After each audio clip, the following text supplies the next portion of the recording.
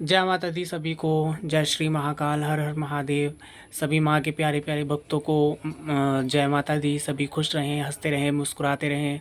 और आज रक्षाबंधन भी है, तो सबसे पहले आप सभी को रक्षाबंधन की बहुत ढेर सारी शुभकामनाएं। ये रक्षाबंधन आप सभी लोगों के लिए बहुत यादगार रहे और बहुत ख़ास अच्छा आप लोगों के लिए हो। आप लोग माँ की सेवा साधना में आगे बढ़ें, ऐसी मैं प्रार्थना करता हूँ।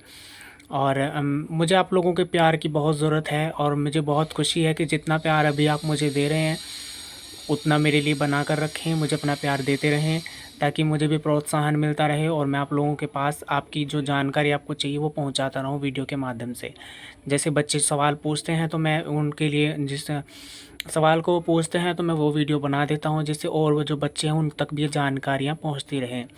तो जो बच्चे चैनल पर नए हैं, चैनल को सब्सक्राइब करें, वीडियो को लाइक करें, शेयर करें, ताकि और बच्चों को भी ये जानकारियाँ मिलती रहें।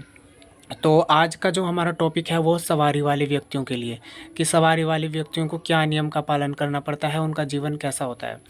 तो देखिए, सबसे पहले मैं आपको बता दूं, कुछ बच्चे तो ऐसे हैं जो विश्वास नहीं करते, तो वो मजाक भी ले सकते हैं। लेकिन जो भली भांति माँ पर विश्वास करते हैं वो समझ सकते हैं कि मैं क्या कह रहा हूँ, और उनको विश्वास भी होगा।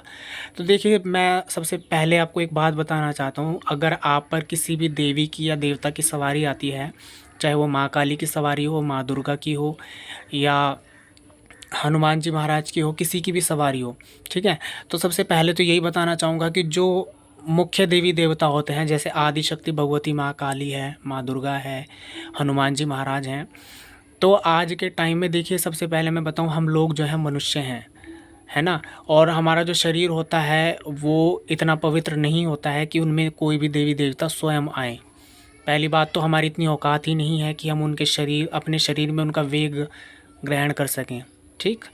तो ये जो सवारियाँ हमारे शरीर में आती हैं, ये हमारे देवी देवता जिसकी हम कृपा पूजा पाठ साधना करते हैं, उनकी योगिनियाँ होती हैं, उनके गण होते हैं, उनके दूत होते हैं, ठीक।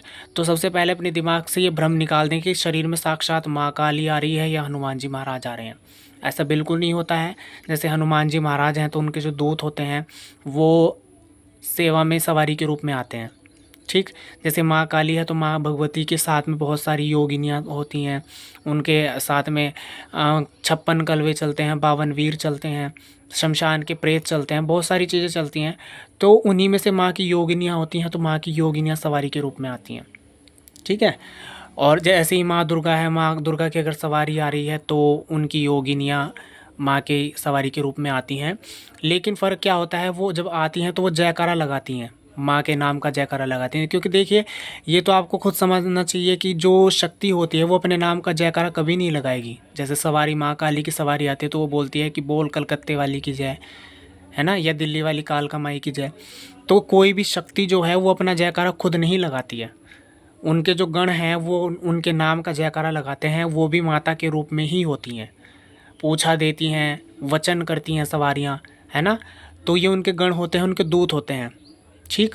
ये आपको समझना चाहिए। तो अब बात कर लेते हैं कि जीवन कैसा होना चाहिए। देखिए, मैं आपको बताऊं सबसे पहले कि सवारी जब आती है तो आप कोई मामूली इंसान नहीं है। ये तो नहीं मैं कहता कि आप कोई देव बन गए या बहुत पूजनीय व्यक्ति बन गए, पर हाँ, मान सम्मान जो आपका है वो बरकरार है। और जब सवारी आई है आपके शरीर पर, जब देवी देवता की सवारी, उनके दूत गणों की सवारी आप पर आ रही है, तो आप एक नॉर्मल इंसान नहीं हैं जैसे नॉर्मल होते हैं। अब आप ऐसे नहीं कर सकते कि हाँ, जैसे नॉर्मल व्यक्ति कहीं भी खा लेते हैं, कहीं भी चले जाते हैं, है ना। कोई भी ऐसे गंदे कपड़े पहन लेते हैं, एक ही वस्त्र में 4-4 5-5 दिन रह जाते हैं, ऐसा नहीं होता है, ठीक। तो आपको क्या करना पड़ता है, जब सवारी आप पर आती है तो आपको अपने शरीर को साफ स्वस्थ रखना चाहिए, सुथरा रखना चाहिए। मैं ये नहीं कहता कि आप रोज़ रोज़ नए नए वस्त्र पहनिए, ऐसा नहीं मैं कहता हूँ। लेकिन मान लीजिए अगर हमारे पास में 2 ही जोड़ी वस्त्र हैं तो हम क्या करेंगे, हम एक जोड़ी को पहनेंगे, दूसरी को हम निकाल कर दूसरे उसको धो लेंगे, फिर दोबारा से उसको धोकर जब वो सूख जाएगी फिर उसको पहन लेंगे। तो मतलब वस्त्र बदलते रहना चाहिए, साफ़ सुथरे वस्त्रों को धारण करना चाहिए। और जैसे कहीं भी भंडारा रास्ते में हो रहा है तो जिन व्यक्तियों पर सवारी आते हैं, जिन बच्चों पर, उनको रास्ते में ऐसे ही कहीं भी कोई भंडारे का भोजन नहीं करना चाहिए, ठीक है। और जैसे मतलब सूतक है, पातक है, उनका भोजन भी नहीं करना चाहिए।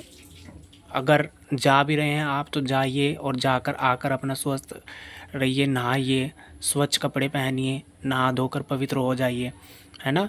और जैसे मतलब अगर सात्विक रूप में आप चलाते हैं शक्तियाँ या सात्विक सवारी आप में आ रही है, सवारी को तो जैसे आप चलाओगे वैसे ही चलेगी, वचन वैसे ही करेंगी।